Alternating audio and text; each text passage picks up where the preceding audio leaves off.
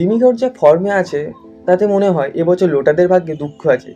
Dmitry পেট্রাডস যে নিজের পুরাতন ফর্ম ফিরে পেয়েছেন সেই বিষয়ে তো আর কোনো সন্দেহই নেই, বরং কোনো সন্দেহ কখনোই ছিল না কোনো মোহনবাগান সমর্থকদের মধ্যে। তো বন্ধুরা, আজকের এই ভিডিওতে আমরা আলোচনা করব উড়িষ্যা বনাম মোহনবাগান ম্যাচের প্রিভিউ নিয়ে, লাইন আপ নিয়ে, এবং এই ম্যাচটাতে কি রবসন রবিনও খেলতে পারবে না, যদি না খেলতে পারেন তার জায়গায় কাকে লাইন আপে রাখা ঠিক হবে সেটা নিয়ে, এই ম্যাচের ভেন্যু কি, আর বন্ধুরা আপনারা টিকিট কোত্থেকে কালেক্ট করতে পারবেন। বন্ধুরা, এত সব নিউজ নিয়ে এসেছি আমি আমার চ্যানেল ডেজি ডাগআউটে। দেরি না করে বন্ধুরা শুরু করব আজকের এই ভিডিওটা।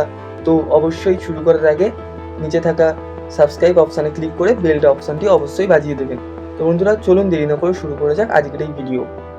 প্রথমেই বলবো, মোহনবাগান বনাম উড়িষ্যা ম্যাচে লাইন আপ আমার মতে একই রাখা উচিত, যদি না রবসনের চোটটা খুব সিরিয়াস হয়। মানে যেমনটা খবর বেরিয়ে আসছে যে রবসনের চোটটা অতটাও সিরিয়াস নয়, তিনি যদি ম্যাচের আগে দুদিন ভালো করে প্র্যাকটিস করতে পারেন তিনি অবশ্যই তাহলে লাইন আপে থাকবেন উড়িষ্যা ম্যাচের এগেনস্টে।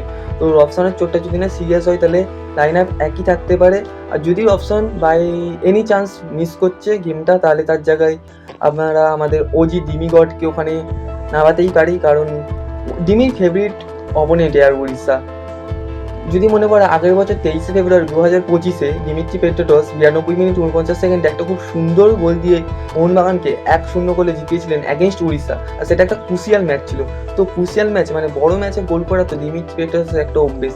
তো এইভাবে কিছুটা লাইন আপ রবসন থাকলে রবসনের সেই জায়গাটা আগের লাইন আপে খেলবে, ঠিক আছে। আর রবসন না থাকলে তার জায়গায় আমাদের ওজি ডিমিগডকে নামাবে, এবং সেকেন্ড হাফে যদি অবশ্যই পারে ডিমিগডকে নামানো উচিতই, কারণ ওটা ওর প্রিয় অপোনেন্ট। এবার সেটা দেখা যাবে যে সার্জিও লোয়েরা কীভাবে গেম প্ল্যানটা সাজাচ্ছেন, সেই হিসাবেই তিনি লাইন আপটা তৈরি করবেন।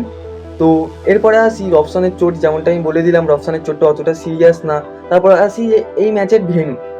এই ম্যাচের ভেন্যু বন্ধুরা ছিল কলিঙ্গ স্টেডিয়ামে। তো কলিঙ্গ স্টেডিয়ামে একটা রাগবি টুর্নামেন্টের জন্য এই ম্যাচের ভেন্যু চেঞ্জ করে সেটা হয়েছে বর্তমানে আমাদের সল্টলেক যুবভারতী ক্রীড়াঙ্গনে। তো এই হচ্ছে ভেন্যু, এবং এই ম্যাচটা খেলা হবে 6 মার্চ বিকেল 5টা থেকে আমাদের যুবভারতী ক্রীড়াঙ্গনে। টিকিট পাওয়া যাচ্ছে বুক মাই শো অ্যাপ্লিকেশানে এবং মোহনবাগানের বক্স অফিস থেকে তোমরা কালেক্ট করে নিতে পারো, এবং অনলাইন টিকিট কাটলে রিডিম করে নিতে পারো। তো বন্ধুরা, আজকের এই ভিডিওতে এতটাই। দেখা হচ্ছে তোমাদের সাথে আবার কোনো নতুন ভিডিও নিয়ে। তো আশা করি তোমরা সবাই ভালো থাকবে, সুস্থ থাকবে।